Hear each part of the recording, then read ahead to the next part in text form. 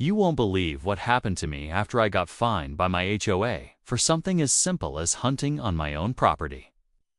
It all started when I found out that the homeowners association didn't approve of me using my land the way I wanted, even though I was careful and respectful of the environment.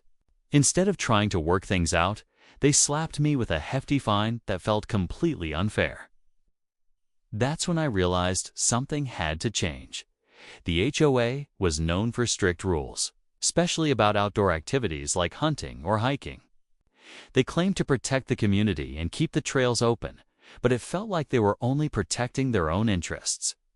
What made it even worse was the fact that many of the hiking trails they promoted were actually on land they didn't even own. It felt like a slap in the face. How could they stop me from hunting on my land, but then use land that wasn't even theirs for their own enjoyment? Frustrated and fed up, I started looking into the ownership of the nearby hiking trails the HOA always bragged about. What I discovered shocked me. The HOA didn't own that land, so I did something nobody expected. I bought the land myself, not just to have it, but to protect it in a way the HOA never would. And then I locked it down permanently, cutting off their access to those trails they always used. Now, the question is, what happens next? Will the HOA fight back? Can I really keep the land locked? And what does this mean for me and my neighbors? The battle is just beginning, and things are about to get a lot more intense. Stay tuned to find out how this showdown unfolds, because what started as a simple fine has turned into something much bigger. Before all this, I was just a regular person who loved spending time outdoors. Hunting wasn't just a hobby for me. It was a way to connect with nature and provide for my family. The land I owned felt like a personal sanctuary, a place where I could breathe and find peace. But that changed when the HOA stepped in. Their rules started feeling less about safety or community and more like control. They put restrictions on hunting seasons, access times, and even what kind of equipment I could use. It felt like they were trying to make me give up something that mattered deeply to me. What really added fuel to the fire was the way they treated other residents. Some neighbors complained about noise or wildlife, and suddenly the HOA was cracking down hard on anyone who didn't fit their narrow idea of what the community should be. Meanwhile, the HOA leaders themselves enjoyed hiking the trails on land they didn't even officially own. Land I later found out was owned by the city or private individuals, not the HOA. It was frustrating to see them enforce rules on me while benefiting from spaces they had no right to control. So I dug into public records, talked to local officials, and followed every lead until I found the true owner of the hiking land. When I realized it was available for sale, a plan started forming in my mind.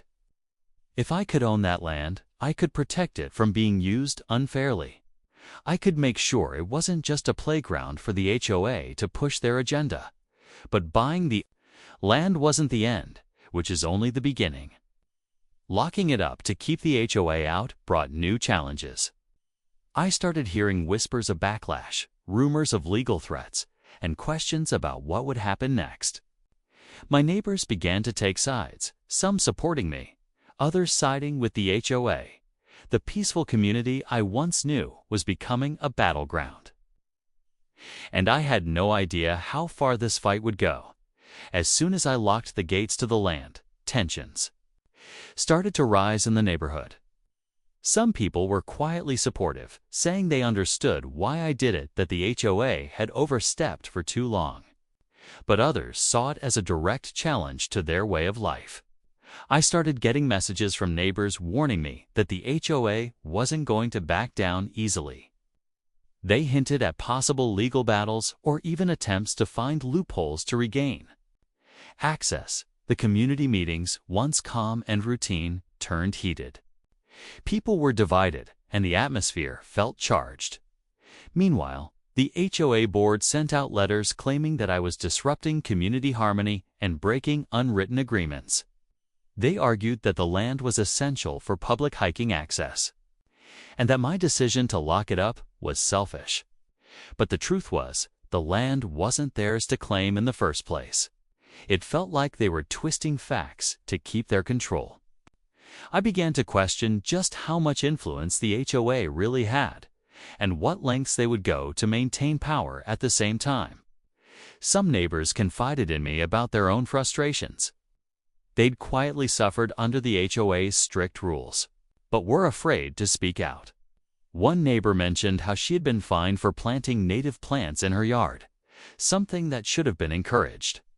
Another shared stories of how the HOA selectively enforced rules, targeting certain residents while ignoring others.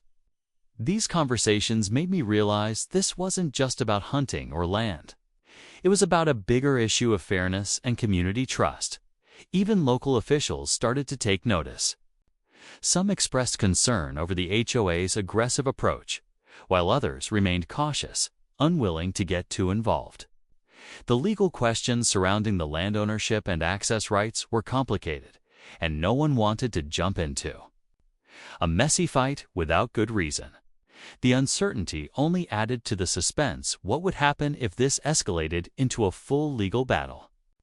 The stakes were higher than I ever imagined, and the next moves could change everything for me and the entire neighborhood. The days after locking the land felt like walking on thin ice. Every conversation, every glance in the neighborhood carried a weight I hadn't expected. The HOA's letters turned into more formal notices, threatening legal action and warning me about potential consequences. They even started organizing meetings specifically about regaining access to the land, rallying a group of residents who felt shut out. It was clear they weren't willing to let this go quietly. I could feel the tension building with each passing day. The community I once felt part of was fracturing, with lines drawn sharply between those who supported my stand and those who sided with the HOA. Some neighbors stopped talking to me altogether, while others whispered about what the next move would be. Rumors started swirling. Would the HOA try to take the land by force or file a lawsuit claiming it was a public easement? The uncertainty was nerve-wracking. Meanwhile, I kept getting calls from lawyers, some offering help, others warning me of the risks I was taking. I wasn't sure if I was ready for a long legal battle, but I also felt like I had no choice. The fight wasn't just about me anymore. It was about standing up against an unfair system and protecting the rights to land and privacy. The stakes felt personal and much bigger all at once. On top of that, I noticed increased foot traffic near the locked gates. People from the community, maybe even outsiders, trying to find a way around. It was as if the land had become a symbol of a deeper conflict. Would someone try to break in? Would tensions boil over into something worse? I stayed vigilant, knowing that what started as a simple dispute over hunting and hiking trails was quickly becoming a community crisis. The next few days felt like a countdown, with every moment bringing me closer to a confrontation I couldn't predict. The question wasn't just if the HOA would respond, but how far they were willing to go. Just when I thought things couldn't get any more intense, a new development hit me out of nowhere. One evening, I received a notice from the county. Turns out, there was a pending investigation into the land I purchased. Apparently, someone had filed a claim saying that part of it was designated as protected green space, and that I couldn't restrict access like I did. The timing couldn't have been worse, especially with the HOA already breathing down my neck. Suddenly, my ownership was being questioned, and the entire foundation of my stand was at risk. To make matters stranger, I found out that the HOA had quietly been in talks with the city council behind closed doors. I wasn't sure what they were planning, but it was clear they wanted to find a way to reclaim the trails by any means necessary. Some neighbors started whispering about a possible deal that could force me to sell the land back or face serious penalties. It felt like the fight was no longer just between me and the HOA, but involved bigger powers I hadn't even considered. On top of that, A few locals who once supported me began to distance themselves, worried about getting caught in the middle of what was quickly turning into a legal and political mess.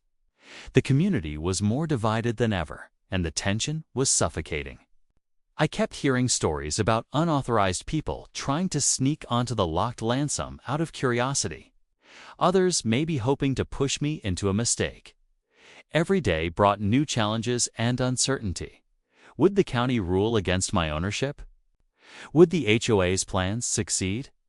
The line between neighborly disagreement and full-blown conflict was blurring fast. I was standing on the edge of something huge, and there was no turning back now. The next move could change everything either. Breaking the HOA's control or shattering my fight completely. As the county investigation moved closer to a decision, the pressure felt unbearable. I spent countless hours gathering documents, meeting with lawyers, and talking to neighbors who still stood by me. Then, the day finally came when the county held a public hearing. People from all sides showed up: HOA members, concerned residents, and even local officials. The tension in the room was thick, with everyone waiting to hear if I'd lose ownership or if my right to lock the land would be upheld. When the ruling came down, it surprised everyone. The county confirmed that my ownership was legitimate and that I had the right to control access to the land. It was a huge win, a moment that felt like justice after months of struggle. The HOA's attempts to regain control were officially shut down, and for a while, it seemed like the battle was over. But just as I started to breathe a little easier, a new twist emerged. A group of residents who had supported the HOA quietly formed their own land trust, purchasing adjacent parcels around the hiking trails. Their goal: to create a network of land that would bypass my locked gates and keep the trails open to the public whether I liked it or not. Suddenly, the land dispute wasn't just about one property anymore. It was evolving into a larger fight over control and access to the whole area. I realized that while I had won the battle, the war for the community's future was far from over. The stakes were higher now, with new players and new challenges. My stand against the HOA had inspired others to take actions, some for good, some with their own agendas. The peaceful outdoor space I loved had become a symbol of bigger conflicts, and the path ahead was anything but clear. I was left wondering, how would this new chapter unfold? Could I protect what I'd fought for, or was the neighborhood headed toward even greater division? The answers were out there, but only time would tell.